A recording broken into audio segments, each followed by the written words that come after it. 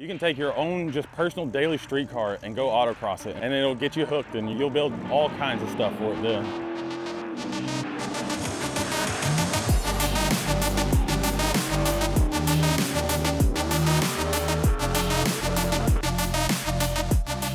My name is Drew Mitchell. I'm from Ennis, Texas, and I own FastWagonFab, and we're here at Texas Motor Speedway. I have a 2000 Camaro SS that started off as a street car and slowly, progressively turned into a crazy autocross, road race, drag race, everything car, and it's a blast. When I brought the car out here for the first time as a street car, I spun all the rod bearings in it because it ran out of oil pressure. So I ended up having to build a new motor for it and came back the second year and spun all the rod bearings in it too because I had issues with the oiling system again. So this is my first year to finally run all the way through LS Fest, Texas. I've built this whole car from the ground up for the past 4 years.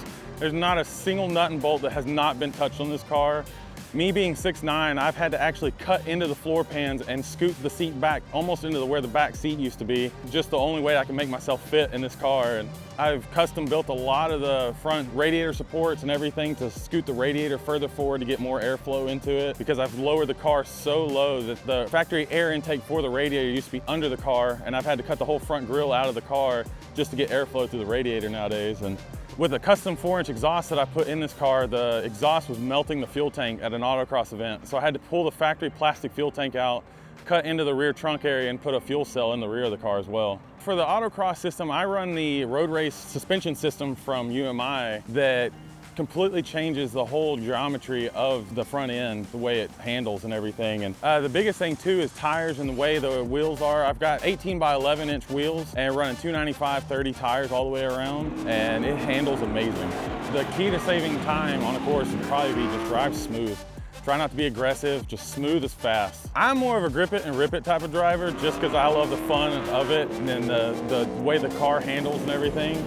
But I do slow down and drive the precision once or twice just to get the lap times in, and then I have a blast with it. To mentally prepare, I just turn on some music and just focus on what I'm gonna do and kind of envision the track and run through the turns in my head before I pull up to the line. But yesterday, most of the day was great until I went to do the road course session, and all of a sudden I lost the alternator and alternator went out on me. And the ICT Billet system works great. It made it so easy to put the alternator back on. It literally took us 20 minutes in and out with the alternator. It's awesome the way it works with the power steering pump and everything and the tensioner in system and all that stuff. The biggest advice I can give to getting into autocross is just show up to an event and go do it. Like, there's no other way to get into it than just do it. You can take your own just personal daily street car and go autocross it and just have a blast. And it'll get you hooked, and you'll build all kinds of stuff for it then.